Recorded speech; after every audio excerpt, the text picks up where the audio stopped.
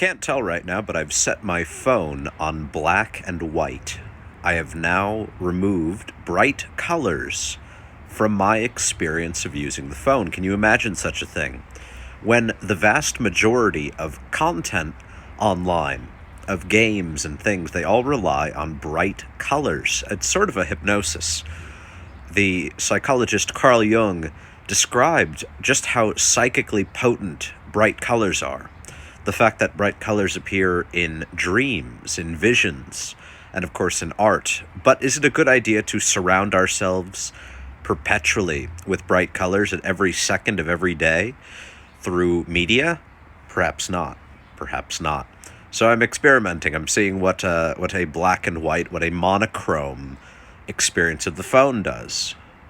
Perhaps you'd like to join me. Let's see what happens. The bright colors on your phone are destroying your brain, and here's how.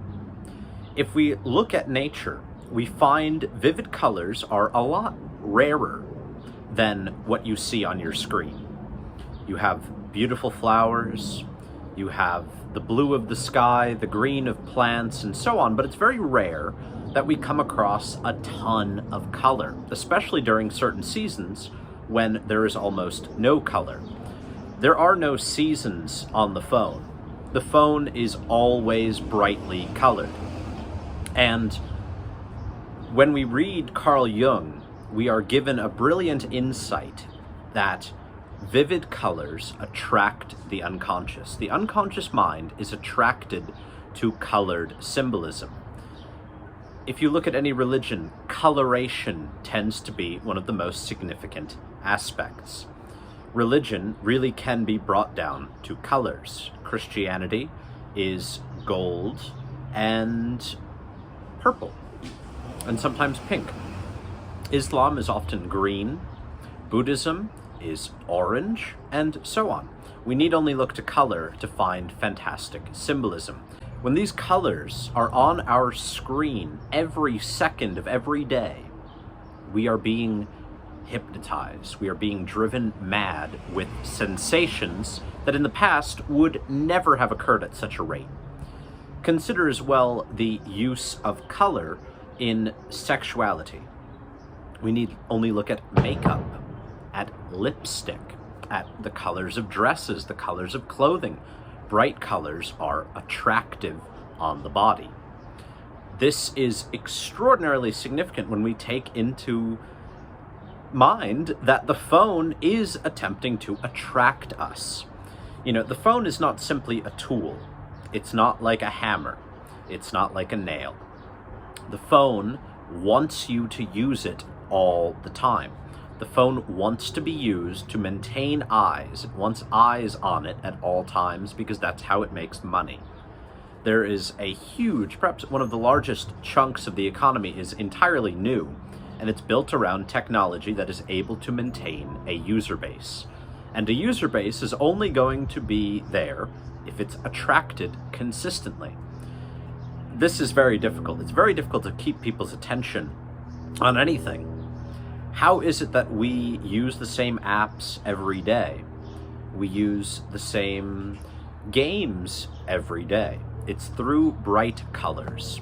It's through coloration.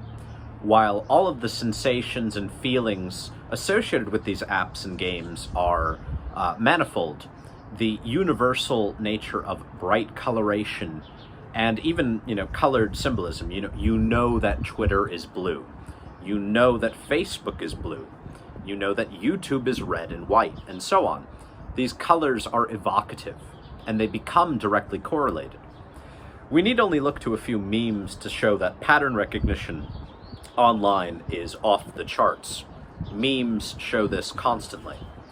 So what are we doing to ourselves when we take in bright coloration constantly? We are numbing our senses to reality. The vividness of flowers is reduced when you see, neon red, neon orange, neon blue every minute of every day. This is not the way it's meant to be. How are we going to return to spiritual, symbolic, and meaningful lives when the very vector of these things is constantly being wounded, having so much weight put onto it. You know, I think back to Philip K. Dick, the fantastic science fiction author, and his spiritual experience. And it was described as a brilliant flash of pink light that gave him divine information. Today, a Philip K. Dick who is addicted to his iPhone might not be able to receive the same information. He might not be able to receive that experience simply because the color recognition is gone. You know, you look at H.P. Lovecraft and the color out of space, the coloration of the alien, the coloration of beyondness, of colors that are beyond our perception. I think that, honest to God, this would be one of the only ways to make an effective new color have impressive spiritual significance, because red is Pinterest and red is YouTube. A new god can't be red. A new god is going to have to be infrared or ultraviolet or something even beyond that, some alien color, to have the same unconscious impact upon us. So, what did I do to begin to feel this problem? A very dear friend of mine, I was visiting with her, and I couldn't help but notice that her phone was in black and white. And I was like, wow, what a fantastic idea. What a fantastic idea to put your phone in black and white. So I did the same.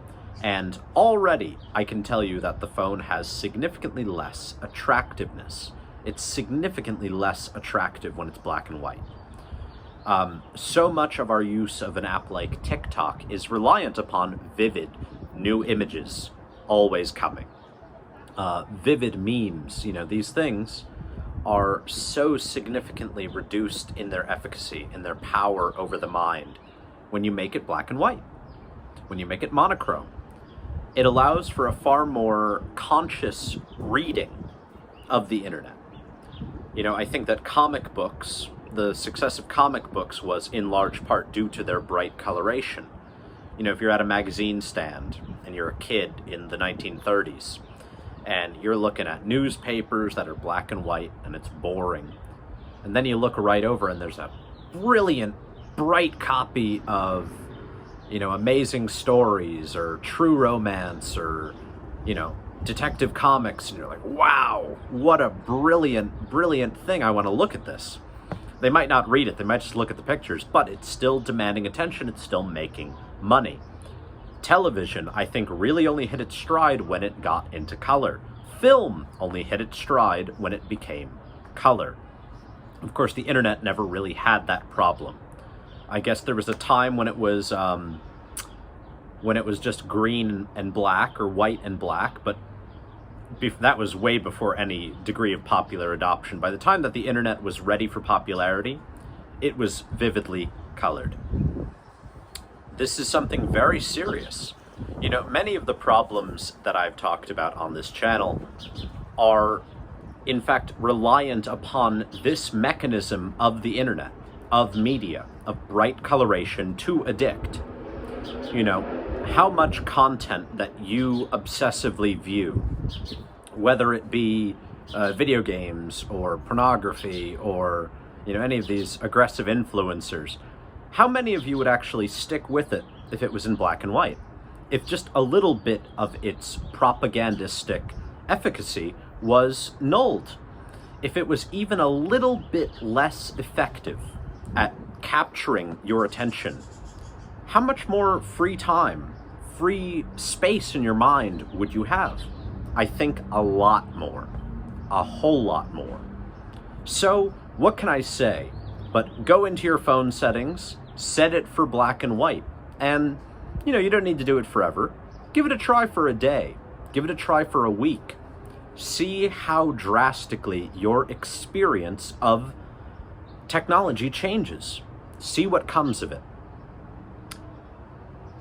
I must say that memes gain a lot of power through color, and we know that memes matter. To grasp how fully color matters in our day-to-day lives, we must recognize that color matters.